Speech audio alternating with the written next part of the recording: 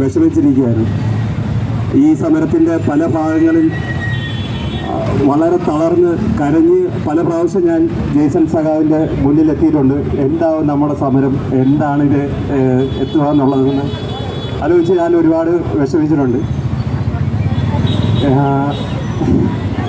ഈ സമരം, ഈ വിജയം നമുക്ക് വലിയൊരു ഊർജ്ജമാണ്. ഈ സമരത്തിന് മാത്രമല്ല, ഇനി കേരളത്തിൽ നടക്കാൻ പോകുന്ന നിരവധി സമരങ്ങളുടെ, ഞാൻ വിദ്യാർത്ഥി മേഖലയിലാണ് പ്രവർത്തിക്കുന്നത്. ആ മേഖലയിൽ ഉൾപ്പെടെ ഈ കേരളത്തിൻ്റെ മണ്ണിൽ നീതി നിഷേധിക്കുന്നവർക്ക് വേണ്ടി അവരുടെ പോരാട്ടം വളർത്തിയെടുക്കാൻ വലിയൊരു മാതൃകയായി ഈ സമരം മാറും. ആ സമരത്തിനെല്ലാം സഹായം ചെയ്യാൻ കഴിയണം. അതിൻ്റെ ഒരു പ്രേരണയാണ് ഈ സമരത്തിലൂടെ എനിക്ക് കിട്ടിയത്. ഞാൻ മാത്രമല്ല, ഞാൻ ഒരു കൂട്ടം ആൾക്കാരുടെ പ്രതിനിധിയായിട്ടാണ് ഞാൻ വന്നിരിക്കുന്നത്.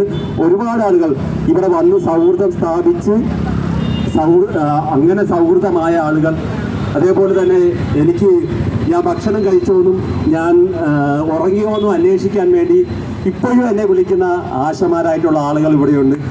അവർക്കെല്ലാം അഭിവാദ്യങ്ങൾ പറഞ്ഞുകൊണ്ട് അഭിമാനത്തോടെ നമുക്ക് മുന്നോട്ട് പോകാമെന്ന് മാത്രം പറഞ്ഞുകൊണ്ട് എൻ്റെ വാക്കുകൾ ഞാൻ അവസാനിപ്പിക്കുന്നു. ഇൻകുലാബ് സിന്ദാബാദ്.